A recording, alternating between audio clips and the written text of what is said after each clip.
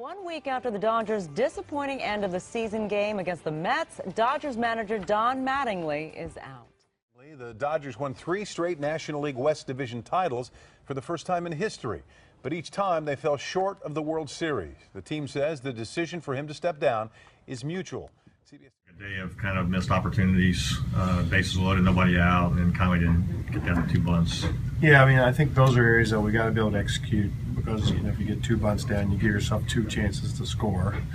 So those are chances, and obviously the 7th there is an inning that kind of flips the game. We have a chance to, put 1 or more on the board with contact. The truth is, Lou Piniella knew something about Don Mattingly that nobody else could see. Not just about his swing or talent, but what made him different from every player in baseball. People remember Mattingly as a legend, the hitman who carried the Yankees through dark years. He shaped the greatest captains in Yankees history and showed young players how to conduct themselves with professionalism and dignity. But there's a secret reason why the modern game looks at him completely different. The very skills that made him a genius in one era became why he couldn't adapt to the next. The physics Piniella taught him worked perfectly in 1984, but it stopped working in 2024. Why does the same guy who dominated the 1980s now struggle with today's baseball world? Why did Toronto strip him of his offensive coordinator title in late 2024? Why do analytics people dismiss him as outdated? The answer is darker and more complicated than you think. 5 specific voices point to the fundamental truth about who Mattingly was,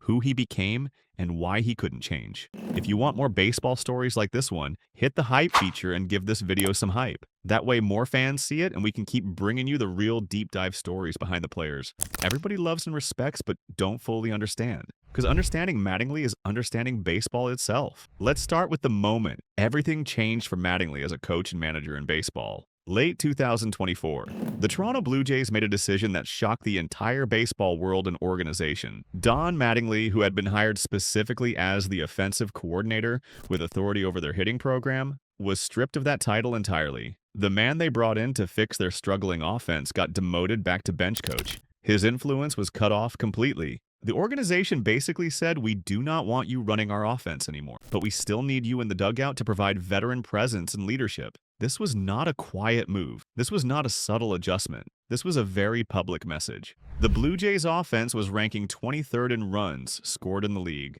23rd out of 30 teams, with a roster that had star players and championship caliber talent. And critics immediately pointed to one specific thing: Mattingly's philosophy. His resistance to launch angle, his obsession with what he calls the one swing theory, the belief that you hit the same way no matter what pitch comes at you. The numbers tell the story that management did not want to hear. Mattingly believes you hit the same way regardless of pitch type. You do not manufacture a fly ball. You do not uppercut and try to lift the ball. You do not adjust your mechanics based on the count or the pitcher. You let the contact point and the pitch location determine the result naturally. To modern analysts and biomechanists, this sounds insane. It sounds like heresy. The fly ball revolution is based on objective physics.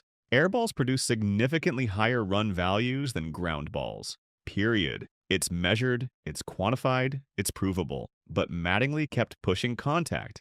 Keep the ball in play. Do not teach young kids to lift the ball into the air. Do not teach them to manipulate their mechanics. And the Jays' offense got worse, not better, worse. The demotion was not personal. It was professional necessity. The team needed to move forward. Mattingly needed to move back. 1 year before, he would have been considered a coaching legend. 1 year later, he was a liability holding the organization back. This is the first crack in the story everyone needs to understand completely and deeply. Mattingly as a manager operated under a completely different science. He was cutting edge and revolutionary in 1985. He was ancient history by 2024. But here is where it gets interesting and complicated. The same man everybody called genius for 4 decades suddenly became the problem nobody could fix.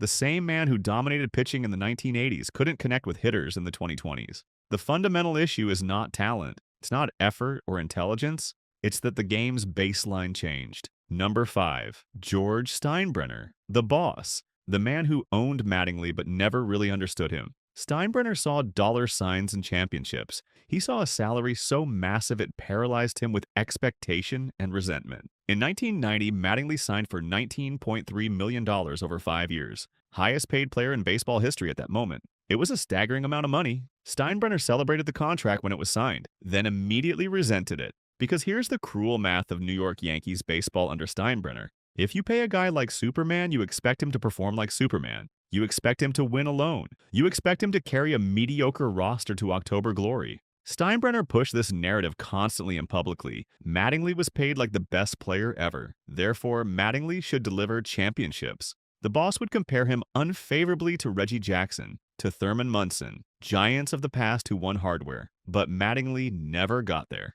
From 1982 to 1995, the Yankees did not win a single postseason game. Not one. 13 years of nothing. A generation of failure. A lost era. This was not Mattingly's fault. Steinbrenner ran the team into the ground. He fired scouts who built the farm system. He traded prospects for aging veterans. He created a culture of paranoia and fear. Managers got fired every year. The organization was chaos. But Steinbrenner needed someone to blame, so he blamed his highest paid star. Mattingly became the face of failure, even though he was the only reason the franchise was respectable. Steinbrenner watched him hit, watched him show up, and then publicly questioned if Mattingly could even lead. The infamous haircut incident in 1991 shows how broken and toxic this dynamic really was. Mattingly's hair grew out into a mullet style, long and flowing in the back. Steinbrenner, technically suspended from day-to-day operations at the time, but still pulling strings through surrogates and management, demanded Mattingly cut his hair immediately. This was not about grooming or professionalism or appearance standards. This was about power dynamics, about who was really in charge, about reminding everyone that Steinbrenner was the one making decisions and players followed orders. Mattingly refused on principle. He cited his right to bodily autonomy and personal choice as an individual. So he got benched. The captain of the team, the best player on the roster, benched because of hair length. The newspapers mocked the organization relentlessly. Talk radio went insane questioning the priorities. But Steinbrenner had made his point crystal clear. He was the boss. And Mattingly worked for him. Mattingly did what he was told. The irony is devastating, though. Late in life, Steinbrenner campaigned hard and publicly for Mattingly's Hall of Fame candidacy. He pushed for his induction. He became Mattingly's advocate. Analysts and historians figured out why eventually. Steinbrenner realized his own failure as an owner was destroying Mattingly's legacy. The missing ring was not Mattingly's fault. It was the owner's fault. It was the result of Steinbrenner's incompetent management. By pushing Mattingly into Cooperstown, by advocating for his Hall of Fame election, Steinbrenner tried to clean up his own record, to reduce his own culpability, to redeem himself in some small way. Number 4. Wade Boggs. A first-ballot Hall of Famer unanimously on the first ballot. One of the greatest pure hitters in the entire history of Major League Baseball. And he said something that changed how people thought about Mattingly. From 1984 to 1989, from Mattingly's absolute peak years, Wade Boggs said on record that Mattingly was simply the best all-around player in baseball. Not the best hitter, the best all-around player. That is a specific and powerful distinction. Boggs was not just flattering or being nostalgic, he was deadly serious and precise. He had competed directly against Mattingly. They fought for batting titles every season. They battled in clutch situations. They went head-to-head when it mattered. And after all that competition, Boggs said Mattingly was the complete package, the total player. The numbers back this assessment up completely and overwhelmingly without question or doubt. During those 6 years from 1984 through 1989, Mattingly averaged .327 with 26 home runs and 114 RBs per season consistently. He led the entire league in RB, is with 684 total runs driven in during this span. No other player drove in more runs during that entire period of baseball history. Not Wade Boggs, not Mike Schmidt, not any other superstar. He led in total bases in back-to-back years in 1985 and 1986. He finished second in hits only to Wade Boggs himself with 1,219 hits. He won consecutive Gold Gloves at first base from 1985 to 1989, 5 straight years. 5. And he struck out only about 33 times per season on average. Roughly 1 strikeout every 23 plate appearances. For a power hitter, that is remarkably low. These numbers do not describe a good player. They describe someone defining an entire era. They describe dominance. Boggs noted something deeper and more psychological, though. He said he visualized the pitch before it arrived. He predetermined the zone in his mind before the pitcher even threw. It was a mental picture he created in advance. But Mattingly worked completely differently. Mattingly trusted a feeling. He felt how he was being pitched. He reacted to pitcher tendencies and patterns. Both approaches worked. Both were elite. The difference was Mattingly's defense was absolutely incredible and transformational. Boggs was a capable third baseman. Mattingly was a wizard at first base. Magic. He picked throws in the dirt like it was second nature. He had soft hands and great footwork. He ranged far into foul territory and saved his infielders from errors constantly. He positioned himself perfectly. This completeness is what Boggs remembered and praised. Not just power, not just batting average, but the total package of excellence at every single aspect. The guy who could do everything at the highest level, nobody could do all of it like Mattingly could. This is the Sandy Koufax argument for Mattingly's Hall of Fame case exactly. Koufax retired early due to arthritis, but his peak was so dominant that nobody questions his credentials. Nobody is on the outside looking in. Mattingly's back destroyed his longevity and career length. He never got 3,000 hits, never got 500 home runs. But from 1984 to 1989, he may have been the best player in all of baseball. Boggs believed that wholeheartedly, and Boggs had played against him when it mattered most, when the stakes were highest. Number 3, Derek Jeter, the most famous apprentice in Yankees history, the greatest captain since Mattingly. And here's the secret about their relationship that almost nobody understands or appreciates. Jeter did not learn hitting from Mattingly. That is not what Mattingly taught him at all. What Mattingly taught Jeter was survival. Pure institutional survival in one of the most volatile, unpredictable, chaotic franchises in sports history.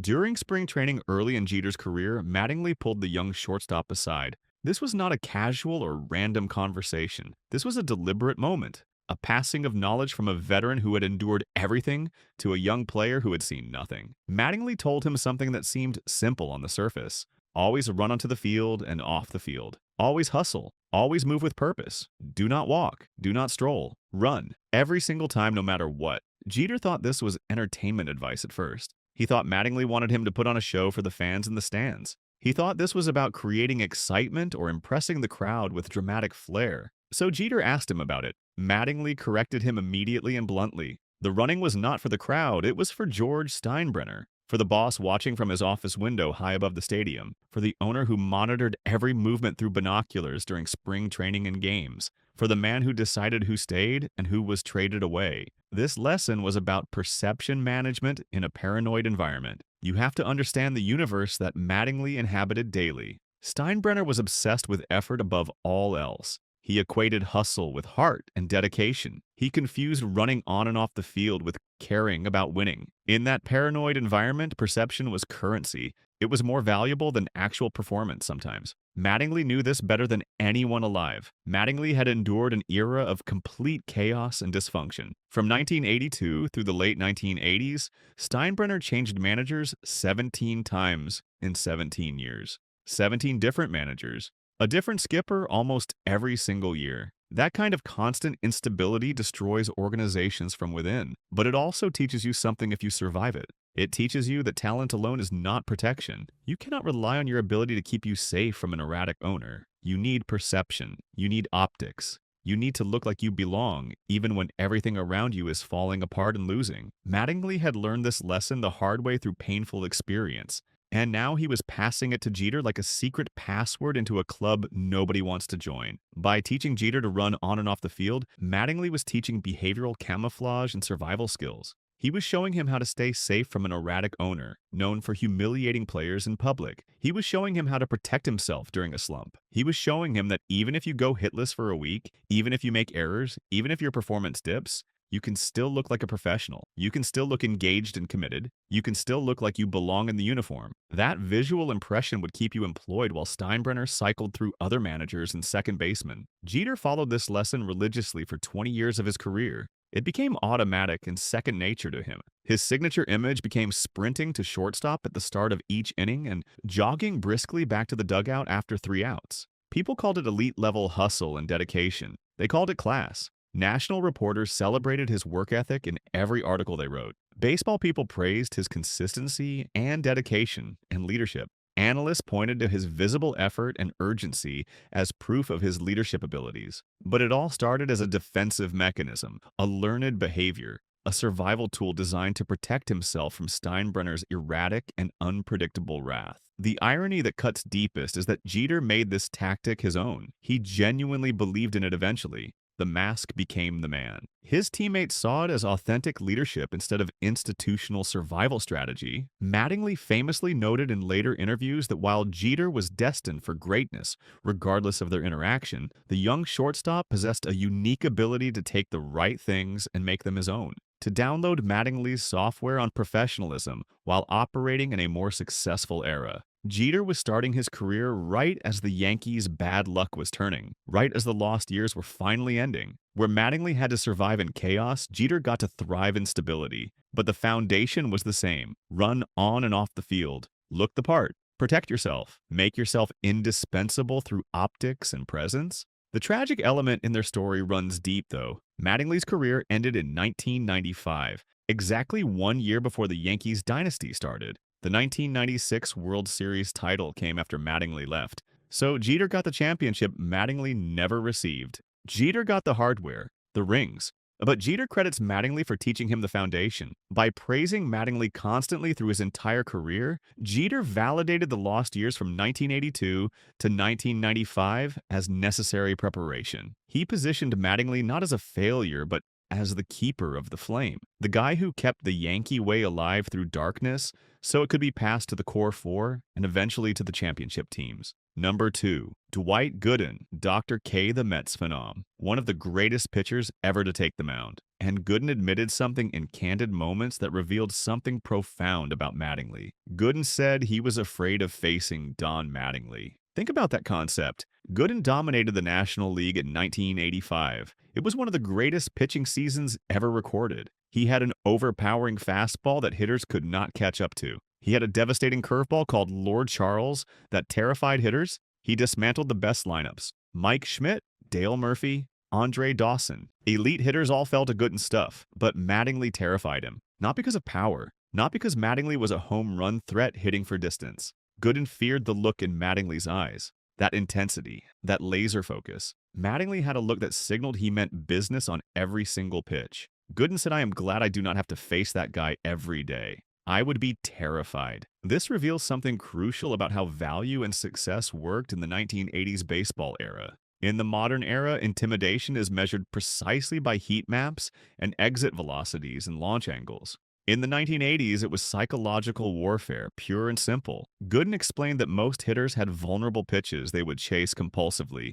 counts where they would guess instead of react. Pitches outside the zone they couldn't resist swinging at. Mattingly did not have these weaknesses. He treated every pitch as a calculated mental battle. He would not beat himself through mental error. He would force the pitcher to be perfect. The statistics confirm this completely. From 1984 to 1989, Mattingly was the hardest strikeout in baseball among power hitters. He only struck out about 33 times per season on average. That is 1 strikeout every 23 plate appearances. For a guy trying to hit home runs, that is remarkably low. For a pitcher like Gooden, whose game was predicated on the strikeout, on making batters miss, Mattingly represented a structural problem. He fouled off outstanding pitches. He extended counts to deep leverage. He forced deeper at-bats that exhausted the pitcher's energy. Most hitters would swing and miss or take strikes. Mattingly refused to do either. This forced Gooden to work harder, to use more pitches, to expand his entire repertoire, and if Mattingly ever made an out, it was productive. It was a sac fly or a double into the gap.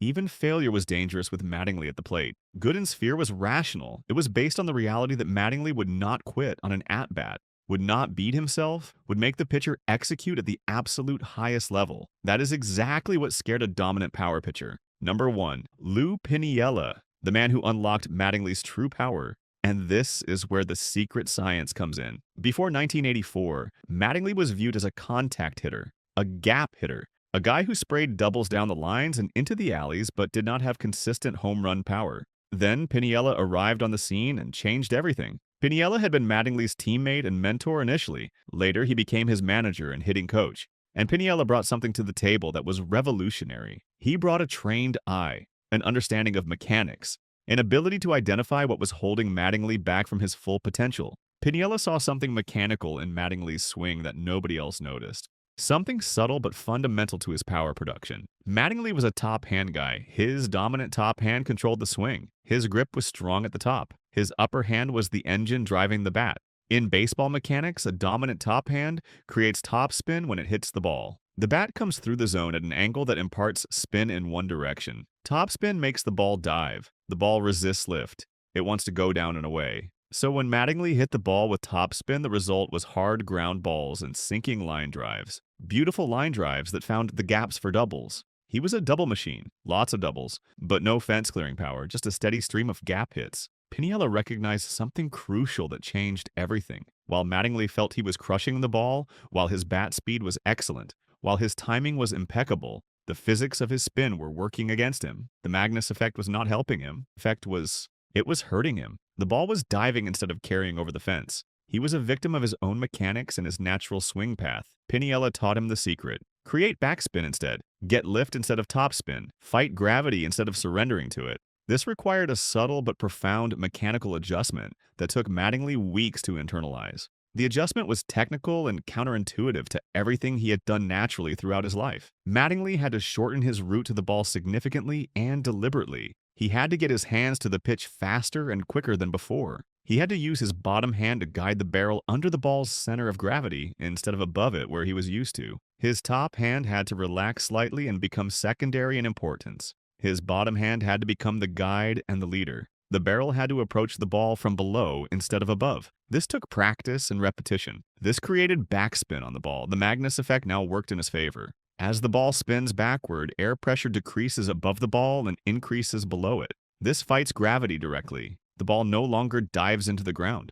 The ball flies through the air. The ball carries over the fence for home runs. Mattingly described this transformation as learning a thought process in your work and approach. It marked the transition from a natural reactive hitter to a calculated engineered one. Before he trusted his hands and his instincts completely. After the adjustment, he had to think about it. He had to execute the technique precisely. He had to manipulate his mechanics with intention and awareness. The results were immediate and absolutely staggering. In 1983, before the adjustment, he hit 4 home runs. In 1984, following Piniella's intervention, he hit 23. By 1985, he hit 35. By 1986, he hit 31. This was not a change in strength. Mattingly did not suddenly get stronger or bigger. He did not add 20 pounds of muscle. It was a change in physics. Pure physics engineered by Piniella's scientific eye. Piniella repeatedly called Mattingly scientific in his approach. He said Mattingly was one of the first players to treat every at-bat as a calculated mental battle. He studied pitchers like a chess master studies opponents.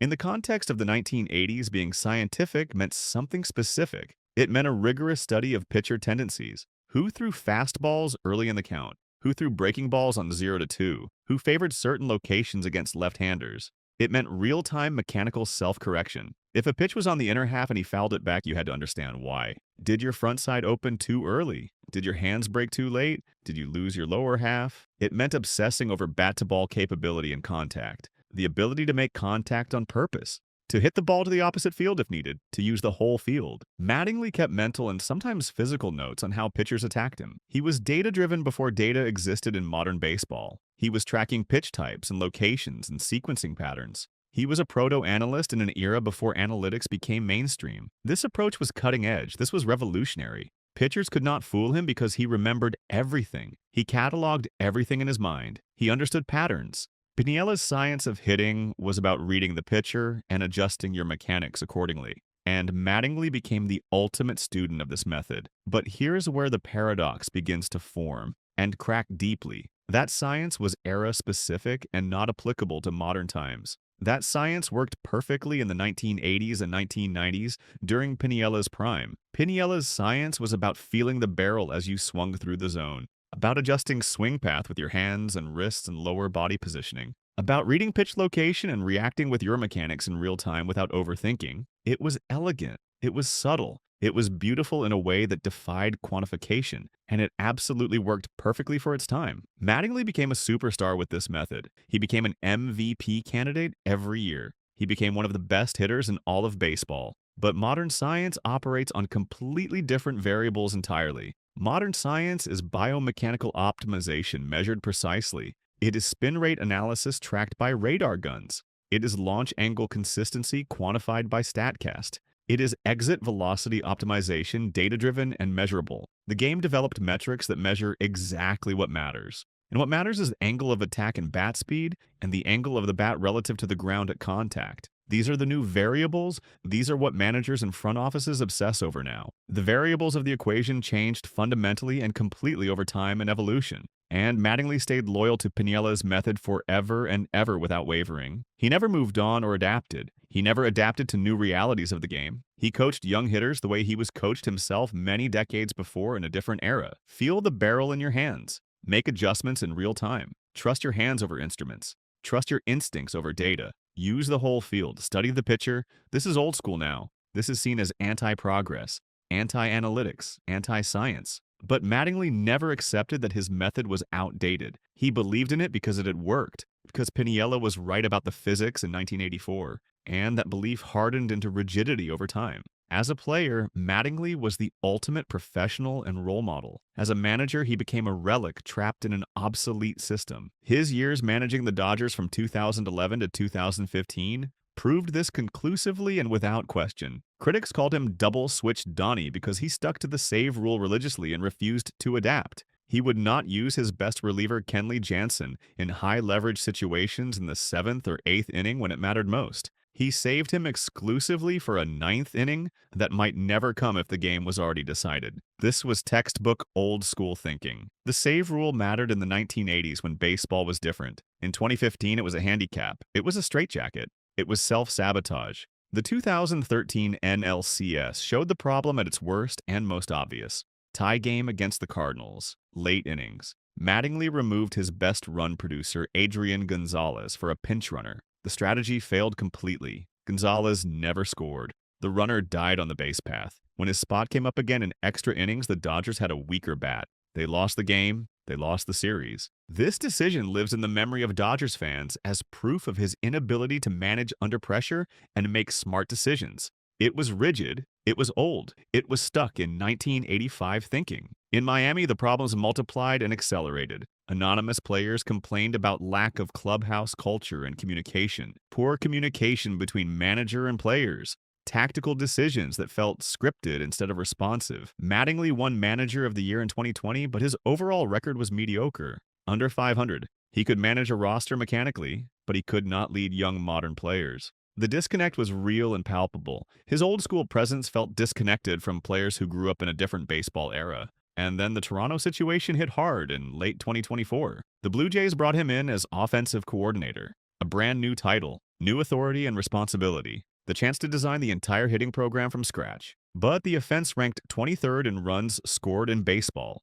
Players resisted his philosophy actively and openly, his refusal to teach modern launch angle mechanics, his insistence on pure contact and gap hitting, his belief in the one swing theory. The organization realized the experiment was failing catastrophically after months of struggle, so they moved him back to bench coach position, limited his influence severely, kept his presence for veteran leadership and stability, but took away his power to make decisions about hitting strategy. This was not a gradual fade. This was a sudden termination of his coaching authority. This is the cruel truth about how baseball evolves and changes. The game moved past Mattingly completely. The game passed him by without looking back. The physics changed fundamentally. The priorities changed. The language changed. The entire sport changed. And Mattingly did not change with it. He refused to adapt. However, here is where the story gets redemptive. Despite everything, Mattingly's influence endures in ways that matter. Derek Jeter learned professionalism from him. Jeter became a champion and Hall of Famer.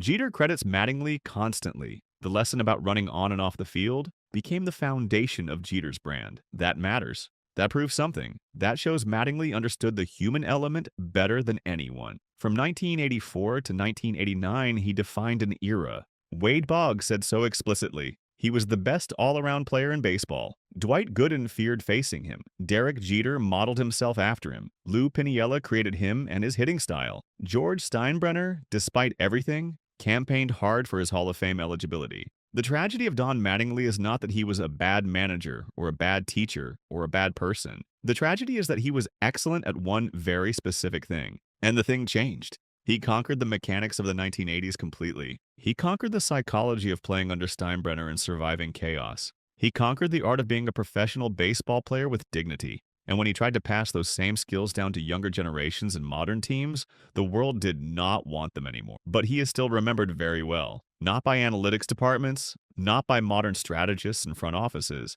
but by the players he touched intimately, the lessons he taught them, the way he showed up every day without complaint. That endures forever. That is his true legacy that cannot be measured or quantified. He built professionalism as a standard. He built resilience in the face of chaos. He built the Yankee way as a philosophy of conduct.